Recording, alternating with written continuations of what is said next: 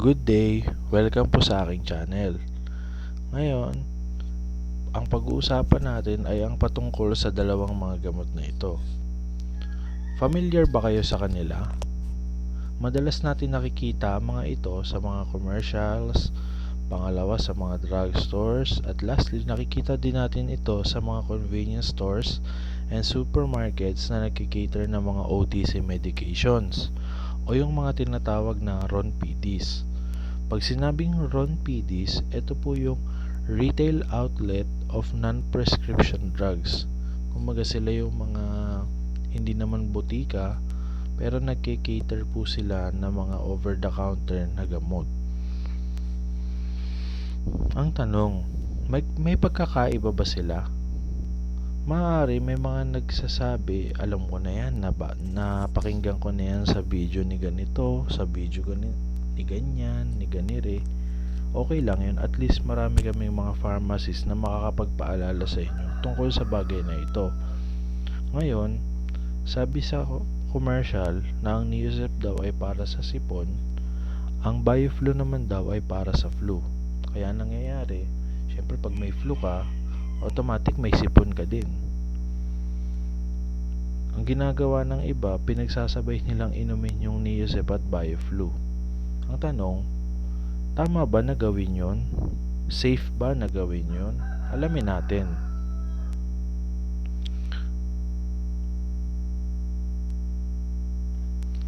May dalawang terms tayo na pag-uusapan. Yun ay ang tinatawag na generic name at ang brand name.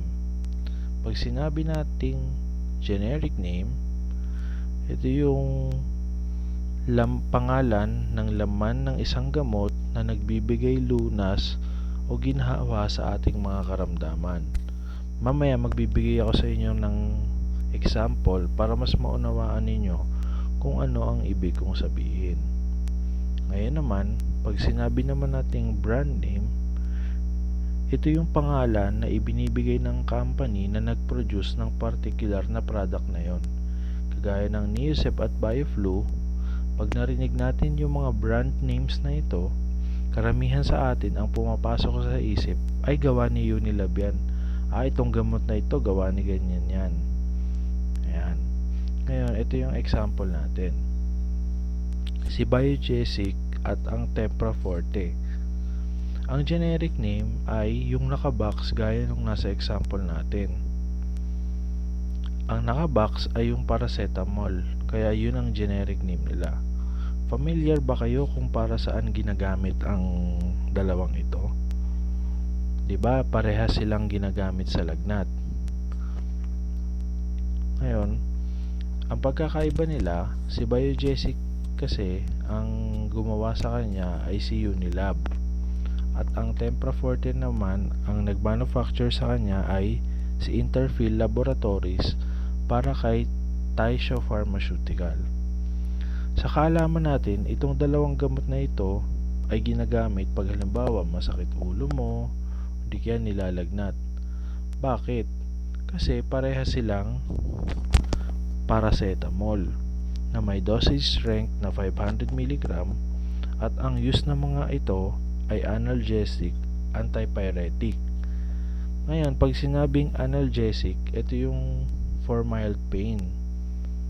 Pag antipyretic naman, ito naman yung ginagamit para sa pagpapababa ng temperatura.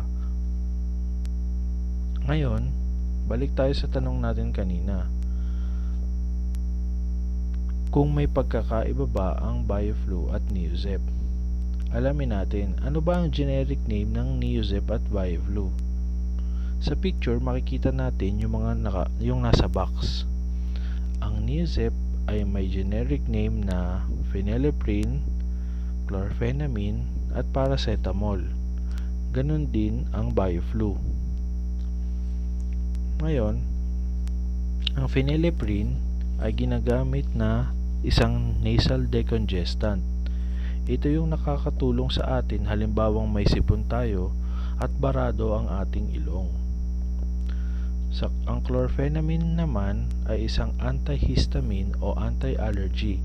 Kasi 'di ba, May pagkakataon na yung sipon natin may kasamang pangangati ng ilong kaya madalas bumahing, at minsan pati mata natin nangangati din kaya nagluluha tayo pag sinisipon. Kaya itong chlorpheniramine ay makakatulong para sa bagay na yan. Lastly, ang paracetamol. Kagaya nga ng nabanggit natin kanina sa Biogesic at Tempraforte, ang paracetamol ay para sa mild pain at para sa lagnat o yung tinatawag na analgesic at antipyretic.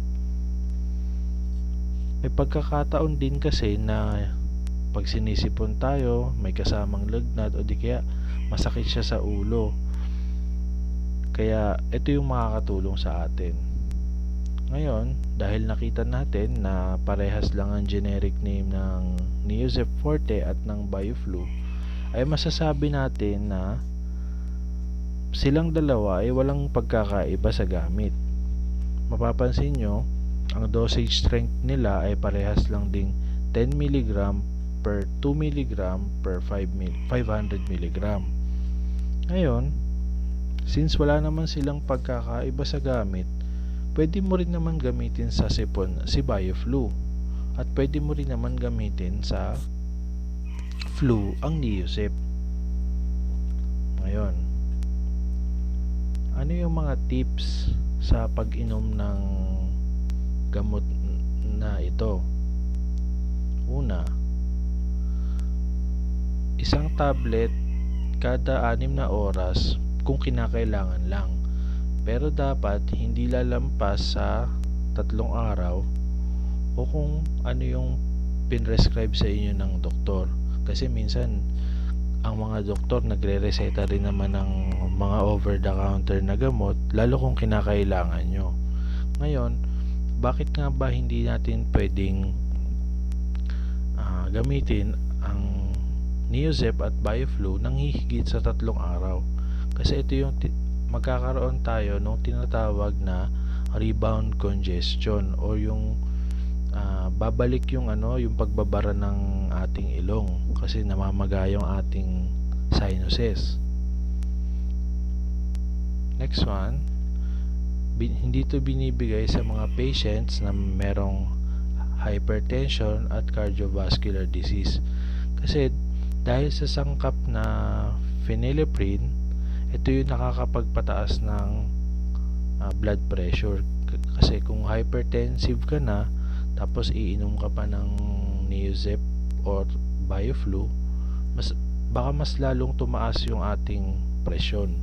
Kaya delikado po yun. Next naman, hindi dapat ito binibigay bago ka mag-drive or gagawa ka ng mga activities na nangangailangan ng focus. Ang solusyon dito, gagamit ka nung non-drowsy na counterpart po nila. Mababasa po natin yun halimbawa, Neosep non-drowse, ganyan. Kasi po, kaya po tayo ito po kasing Neosep at BioFlu, nakakaantok po sila dahil sa antihistamine na chlorpheniramine. Kaya po mapapansin nyo, pagka nakita nyo yung non-drowsy na counterpart po nila, wala na po doon yung antihistamine. Kasi yun po yung nakakaantok. Next naman po,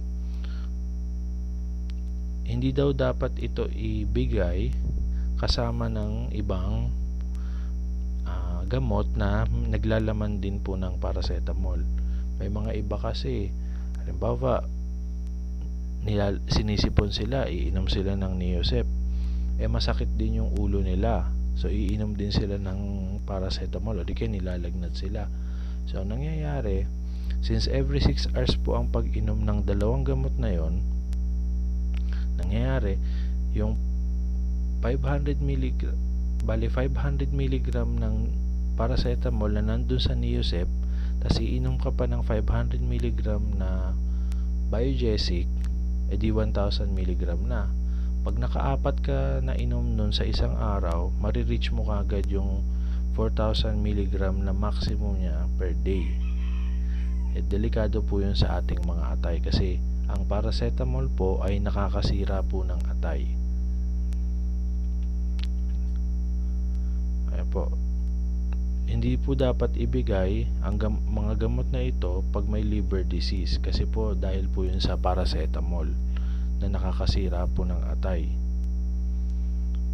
At pang-anim po, kung may tinitake ka po na ibang gamot, magkonsulta po muna kayo sa inyong mga doktor bago po kayo mag-take ng mga gamot na ito kasi maaari po na magkaroon po ng drug interaction dun sa iniinom nyong gamot tsaka po dito sa dalawang gamot na ito. Kaya mas maigi na magkonsulta muna sa doktor o di kaya magtanong po kayo sa mga pharmacist kung safe po ba na uminom ng mga gamot na ito na kasama nung mga gamot na iniinom ninyo. At ngayon po, kung may mga kulang po sa mga information na naibigay ko po or baka may nakita po kayo sa iba na hindi ko po nasabi sa video na ito, ay maaari po kayong mag-comment sa baba para po mabasa rin ng mga manonood yung information na maibibigay po ninyo. Salamat po sa pakikinig. Sana po may natutunan po kayo sa video na ito at nakapagpaalala rin po ako sa inyo.